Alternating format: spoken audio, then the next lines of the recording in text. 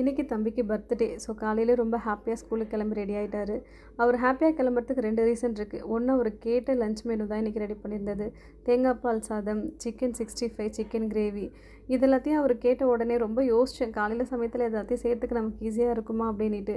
இதை விட இன்னொரு ட்விஸ்ட் என்னென்னா, என் தங்கச்சி அவனுக்கு இடியாப்பம்னா ரொம்ப பிடிக்கும். ஸோ அதையுமே சேர்த்து பண்ணி கொடுத்துடலாம் அப்படின்ட்டா. ஸோ பிரேக்ஃபாஸ்ட்டுக்கு இடியாப்பமும் தேங்காய் பால் சாதம் தான் பண்ணேன். சாதா டைமில் நமக்கு லஞ்ச்லாம் பேக் பண்ணுறதுக்கே ரொம்ப கஷ்டமாக இருக்கும். அதுவும் பர்த்டே ஸ்பெஷல் மெனுனாவே இன்னும் கஷ்டமாயிடுச்சு. பரவாயில்ல, இது எல்லாத்தையும் செஞ்சு கொடுக்கும்போது அவங்க ஃபேஸில் இருக்கிற ஒரு ஹாப்பினஸ்க்காக இன்னொரு 1 மணி நேரம் சேர்த்து எக்ஸ்ட்ராவே வேலை செய்யலாம். இது மட்டும் இல்லாமல் இன்னொரு ரீசன், அவர் ஹாப்பியாக கிளம்புறதுக்கு இன்றைக்கி சைக்கிளில் போகிறாரு. ரொம்ப நாளாக கேட்டுட்டு இருந்தார் சைக்கிளில் ஸ்கூலுக்கு போகிறேன் அப்படின்ட்டு. நான் விடவே இல்லை. சரி இன்னைக்கு பர்த்டே விஷா, சரி போயிட்டு வரட்டும்னு அனுப்பி விட்டுட்டேன். அனுப்பி விட்டதுலேருந்து வீட்டில் யாருக்குமே நிம்மதி இல்லை. ஃபுல்லாக பத்திரமா ஸ்கூலுக்குலேருந்து திரும்ப வீட்டுக்கு வந்துடணும் அப்படின்னு பயந்துக்கிட்டே இருந்தாங்க. வந்த உடனே அவங்க ஆயா நல்லா சில்லுன்னு சர்பத் போட்டு வச்சுருந்தாங்க. பார்த்த உடனே செம்ம ஹாப்பி ஆகிட்டாங்க. ஆயாவுடைய பாசத்துக்கு அளவே இல்லாமல் வழியே போட்டு வச்சுருந்தாங்க. குடிச்சு முடிச்சுட்டு 2 பேர் டியூஷன் கிளம்பிட்டாங்க. இவ்வளோ தான் பர்த்டே செலிப்ரேஷன், வேறு எதுவும் இல்லை.